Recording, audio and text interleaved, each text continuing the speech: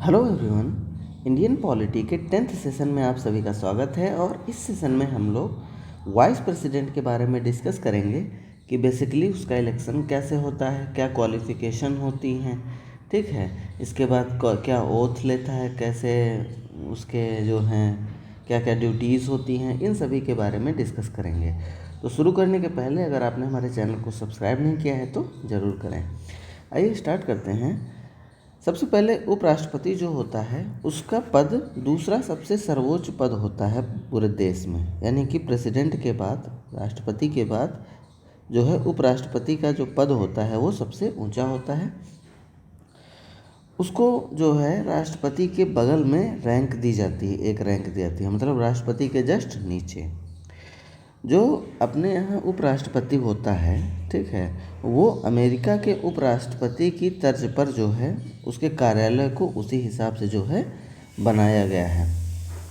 मतलब कह सकते हैं कि सिमिलरली जैसे अमेरिका का उपराष्ट्रपति के ऑफिस होता है, उपराष्ट्रपति का ऑफिस होता है, ठीक उसी तरीके से हमारे यहाँ अपने यहाँ उपराष्ट्रपति के ऑफिस का कार्यालय ठीक उसी तरीके से होता है। तो अगर चुनाव की बात करें कि उपराष्ट्रपति का जो चुनाव होता है उसमें कौन कौन लोग पार्टिसिपेट करते हैं और किस तरीके से होता है, तो जो उपराष्ट्रपति का चुनाव होता है वाइस प्रेसिडेंट का, वो भी जैसे प्रेसिडेंट का चुनाव इनडायरेक्टली होता है, यानी कि हम लोग डायरेक्ट वोट तो नहीं देते हैं, ठीक है, ठीक उसी तरीके से उपराष्ट्रपति का चुनाव भी इनडायरेक्टली होता है, ठीक है, इनडायरेक्टली होता है, यानी अप्रत्यक्ष रूप से होता है, यानी सिंगल ट्रांसफरेबल वोट सिस्टम जो होता है ना, उस तरह से होता है, बैलेट के थ्रू।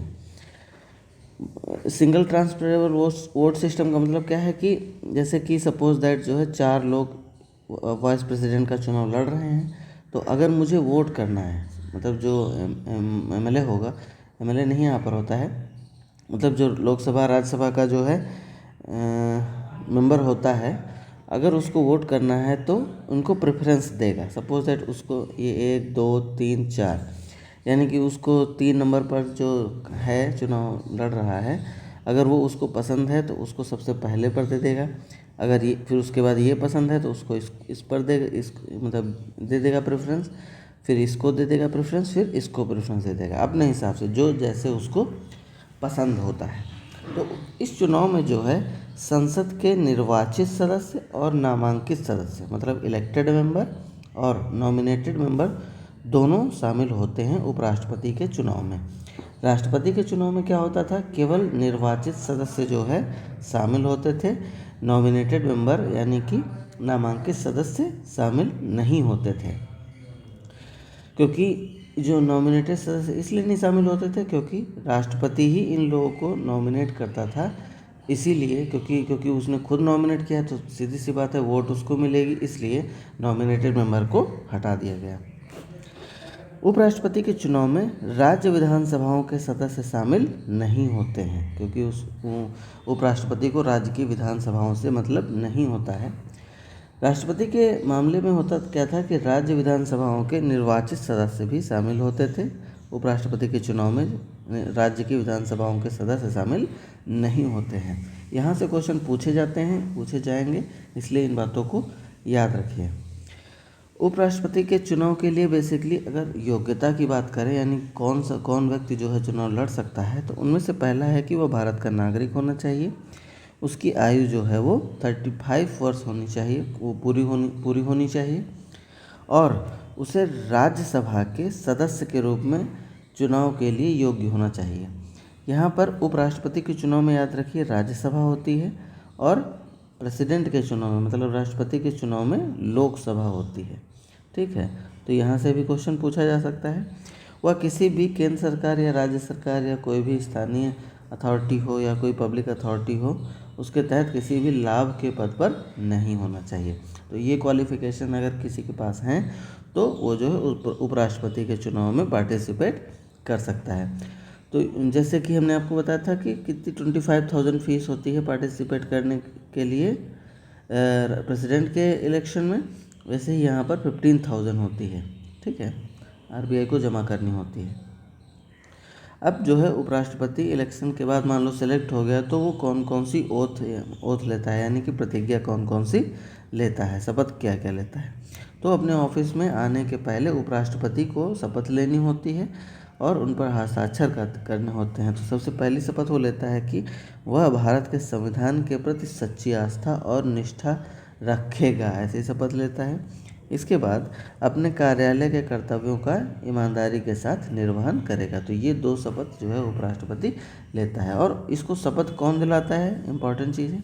तो इसको शपथ दिलाते हैं हमारे राष्ट्रपति जी, या फिर अगर वो नहीं है तो नियुक्त वो एक व्यक्ति को नियुक्त कर देते हैं, ठीक है। और वो व्यक्ति जो है उपराष्ट्रपति को शपथ दिलाता है।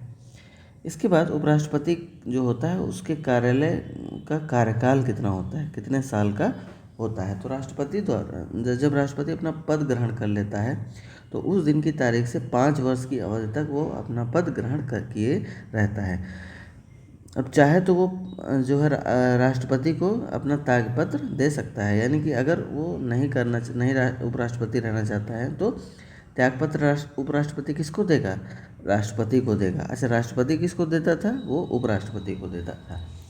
इसके बाद जो है उन्हें अपना कार्यकाल पूरा होने पर कार्यालय से भी हटाया जा सकता है। अगर कार्यकाल नहीं पूरा हुआ मतलब उसके पहले ही उन्हें हटाया जा सकता है, और उन्हें हटाने के लिए औपचारिक महाभियोग की आवश्यकता नहीं होती है, मतलब इम्पीचमेंट की आवश्यकता नहीं होती है। राष्ट्रपति को हटाने के लिए इम्पीचमेंट करना होता था, लेकिन उपराष्ट्रपति को हटाने के लिए इम्पीचमेंट यानी महाभियोग जो है नहीं लगाया जाता है। तो कैसे हटेगा, तो उन्हें एक विशेष बहुमत यानी स्पेशल मेजोरिटी से पारित राज्यसभा में एक प्रस्ताव पारित किया जाता है, उसके द्वारा हटाया जाएगा।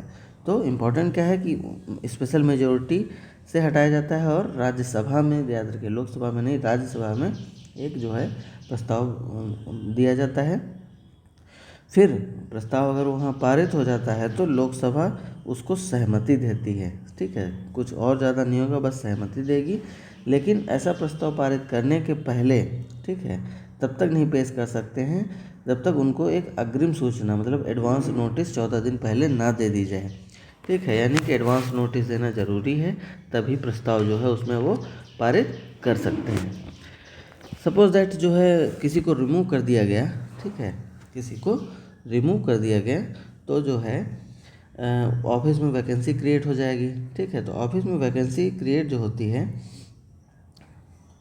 वो जो है ऑफिस में जो वैकेंसी क्रिएट होती है तो वो जो है कुछ मतलब या तो 5 साल का कार्यकाल पूरा हो जाए उसकी वजह से होती है, ठीक है, या फिर वो अपना इस्तीफ़ा दे दें उसकी वजह से होती है, या फिर यहाँ महाभियोग नहीं होगा, यहाँ रिमूवल होगा, ठीक है। रिमूवल यानी कि कोई जो प्रस्ताव के द्वारा, ठीक है। इसके बाद जो है उनकी मृत्यु होने के बाद जो है अगर किसी की मृत्यु, अगर उपराष्ट्रपति की मृत्यु हो जाती है मतलब डेथ हो जाती है तो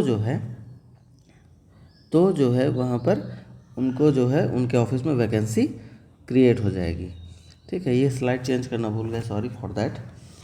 तो ये था कि उपराष्ट्रपति के बारे में जो है।